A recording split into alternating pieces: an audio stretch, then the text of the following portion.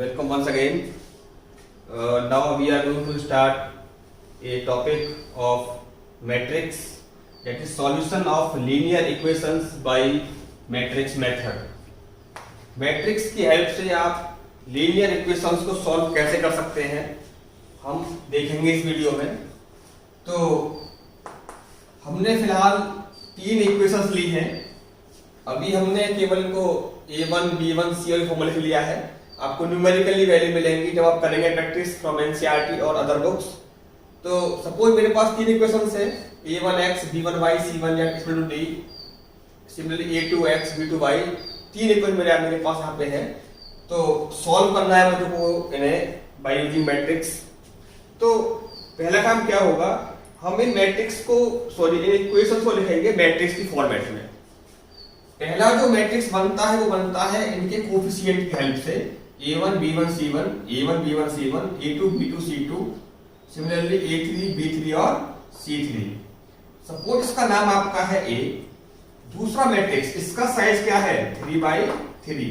ये डिपेंड करेगा कितने वेरिएबल्स आपको है। यदि किसी में कोई कोफिशिएंट नहीं है तो उसमें आप 0 पुट आप कर सकते हैं। और ये आपका दूसरा मैट्रिक्स है दैट इज सपोज b, ये बनता है नंबर ऑफ वेरिएबल्स पे डिपेंड करता है। इसमें आपके वेरिएबल्स x y z है, तो x y z आप लिख लेंगे आप। तो थर्ड मैट्रिक्स आपका है it is b1 b2 d3 से आपको ये मिलेगा। इसको आप इसका नाम x दे देते हैं, इसका नाम p दे देते हैं। तो अब देखिए यदि आप इनका मल्टीप्लाई करेंगे, ये हमने सीखा था पहले कि कैसे करते हैं प्रोडक्ट ऑफ मैट्रिक्स।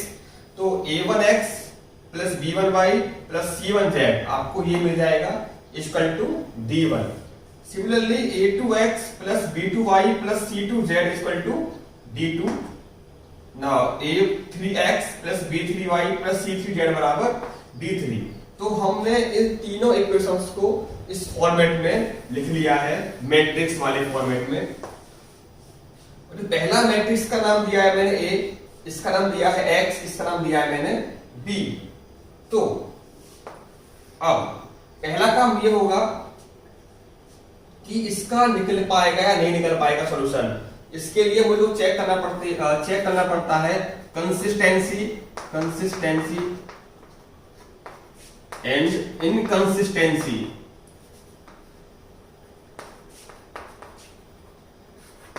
इसका मतलब क्या है, यदि आपके मैट्रिक्स का सॉल्यूशन हो रहा है, निकल पाएगा, सॉल्यूशन एग्जिस्ट करता है, तो वो होगा आपका सॉल्यूशन हो सकता है यूनिक और मेनी अदर सॉल्यूशन एग्जिस्ट कर रहे हैं किसी भी इक्वेशन के, तो हम कहेंगे आपका वो ग्रुप ऑफ इक्वेशंस कैसा है, कंसिस्ट इक्वेशन है।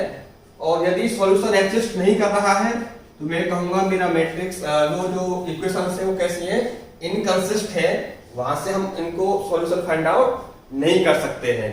तो यदि लीनियर इक्वेशंस का निकल पा रहा है सॉल्यूशन तो मैं क्या बोलूंगा, कंसिस्ट है। यदि नहीं निकल पा रहा है तो मैं बोलूंगा दैट इज इनकंसिस्ट। अब इसके लिए क्या करना है, इसके लिए मुझको पहले चेक करना पड़ेगा a का डिटरमिनेंट। यदि a का डिटरमिनेंट 0 नहीं आ रहा है तो मैं बोलूंगा मेरा वो मैट्रिक्स कैसा है, कंसिस्ट है, या वो पेयर ऑफ इक्वेशंस कैसी है, कंसिस्टेंसी फॉलो कर रही है। यदि इसका डिटरमिनेंट की वैल्यू 0 आ जाती है तो मैं कहूंगा कि वो मेरा कैसा इक्वेशंस हो गई, आप कहोगे दैट इज इनकंसिस्टेंसी है। यहाँ पर यहां से हम इक्वेशन का सॉल्यूशन फाइंड आउट नहीं कर सकते हैं। तो पहला काम आपका यही होगा कि आप दिए हुए इक्वेशंस जो है वहां से मैट्रिक्स बनाए कोफिशिएंट की और इसका पता करें। डिटरमिनेंट 0 आ जाएगा तो लिख दोगे कि दीज इक्वेशंस आर इनकंसिस्टेंट, तो यहां से सॉल्यूशन फाइंड आउट नहीं कर सकते हैं। यदि 0 नहीं आ रहा है तो हम पता कर सकते हैं। तो ये काम आपका स्टेप 1 होगा, चेक करना कंसिस्टेंसी और इनकंसिस्टेंसी।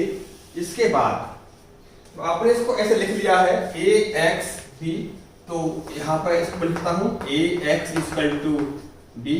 इतना कर लेने के बाद जब a क्या है आपका कोफिशिएंट से बनी हुई मैट्रिक्स, x क्या है नंबर ऑफ वेरिएबल से बनी हुई मैट्रिक्स, d क्या है आपका d1 d2 d3 बनी वाली मैट्रिक्स आपकी b हो गई। यहां से आप करेंगे x equal to a inverse b। जब ये यहां से इधर जाएगा तो ये अपॉन में जाएगा b अपॉन a। देखिए a इक्वल टू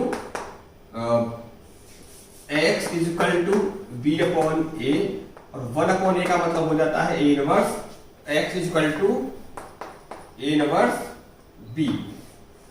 अब इतना करने के बाद अब आपको निकालना पड़ेगा आपके मैट्रिक्स A का इनवर्स।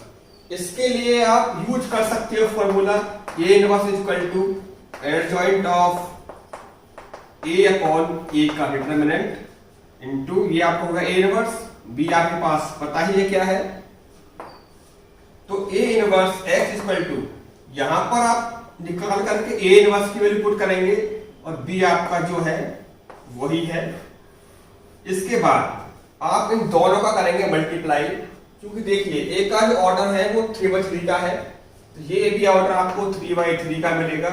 जो बी का ऑर्डर है हमारा डेट इज, इसमें आपके देखो 3 रोज हैं और इसमें आपका 1 कॉलम है, तो इनका जो प्रोडक्ट आपको मिलेगा डेट इज 3/1। और एक्स का भी जो ऑर्डर आपको दे रखा है वो भी कैसा है 3/1 का है, बी का ऑर्डर 3/1 का है। तो आपको जो यहां से ऑर्डर मिलेगा x इक्वल टू, इसका ऑर्डर आपको है 3/1 का, इसका जो आउटपुट आएगा वो भी आपको मिलेगा 3/1 का। तो x का जो एलिमेंट्स है that is x y z, ये वाले मैट्रिक्स आपका ये हो गया। और ये जो प्रोडक्ट करके जो आपका आया है ये भी आपको मिलेगा 3/1 का, कुछ मिलेगा आपको।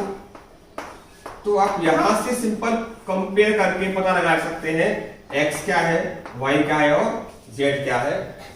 तो इस काम को करने के लिए आपको बताए गए कुछ 3 स्टेप है। पहला स्टेप ये होगा कि आप चेक करेंगे कंसिस्टेंसी एंड इनकंसिस्टेंसी। यदि दिए हुए इक्वेशंस जो दे रखी है इनसे जो बन करके आपका आ रहा है कोफिशिएंट वाला मैट्रिक्स, इसकी वैल्यू डिटरमिनेंट की 0 है तो आप कहोगे इनकंसिस्टेंस, यदि नॉन जीरो है तो आप कहोगे कंसिस्ट है। निकाल पाएंगे सॉल्यूशंस। इसके बाद आप कोफिशिएंट वाला a नाम दे दें, इसको नाम b और x, इसको नाम आप b दे रहे हैं, तो आपका जो ax equal to b format में मिलेगा आपको ये इक्वेशंस। यहां से आप निकालेंगे x equal to a inverse b। ये निकालने के लिए आपके पास फॉर्मूला है, पुट कर देंगे, जो निकल कर के आएगा उसमें गुणा करेंगे b से। अब ये गुणा करने के बाद जो आपका आउटपुट आएगा वो 3/1 का आएगा, क्योंकि x का भी ऑर्डर कैसा है 3/1 का है एंड बोथ आर इक्वल। तो मैट्रिक्स में इक्वल का मतलब होता है कि करेस्पॉन्डिंग पार्ट आपस में दोनों इक्वल है। तो अब आप करेस्पॉन्डिंग पार्ट को इक्वल पुट करके ऑन कंपैरिजन फाइंड कर सकते हैं x क्या है, y क्या है और z क्या है। Okay, thank you.